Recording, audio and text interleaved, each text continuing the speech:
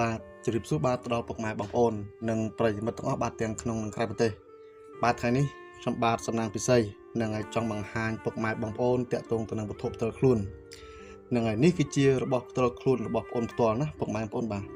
នឹងហើយអញ្ចឹងរបស់ទាំងអស់នេះគឺសុទ្ធតែជារបស់ដែលមានប្រវត្តិនឹងហើយបានផ្ទាល់ដៃនឹងហើយ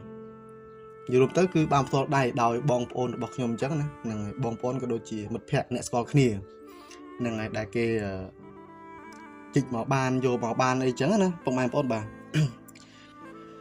ហ្នឹងហើយអញ្ចឹងរបស់ទាំងពីរគ្រាប់នេះគឺសុទ្ធតែជារបស់ដែលនៅក្នុងមាត់ខ្មោចណាពុកម៉ែបងប្អូនបាទនៅក្នុងមាត់ខ្មោចហេតុអីបានថារបស់អស់នឹងនៅក្នុងមាត់ខ្មោចពីព្រោះអីតើតងទៅនឹងរបស់អស់នឹងគឺយើងជីកបាននៅក្នុងភ្នោនឹងដែលមាន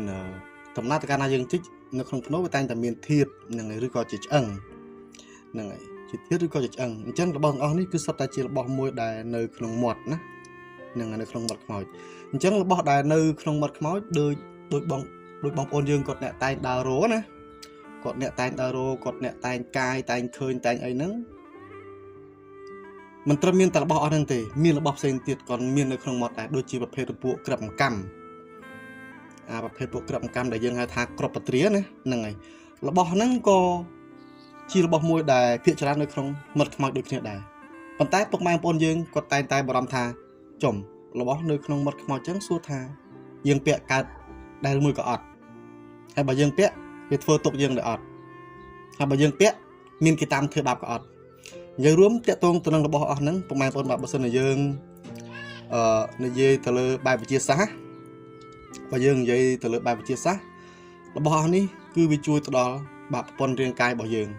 បាក់ប្រព័ន្ធរាងកាយដូចជាស្មារតីភ្នែកខួរក្បាលហ្នឹងហើយអាហ្នឹងយើងនិយាយបែបវិទ្យាសាស្ត្រយល់ទៅគឺវាការពារបែបប្រព័ន្ធរាងកាយរបស់យើងហ្នឹងហើយពាក្យរបស់នេះបាក់លើករិស័យពាក្យរបស់នេះលើកហុងស៊ុយកាត់ឆុងជំនួយស្មារតីជំនួយឆ្អឹងហ្នឹងហើយបើទោះជាយើងជីកបាននៅក្នុងភ្នោយកមកពាក់ក៏ដោយបាក់នៅក្នុងមាត់ខ្មោចក៏ដោយដែរ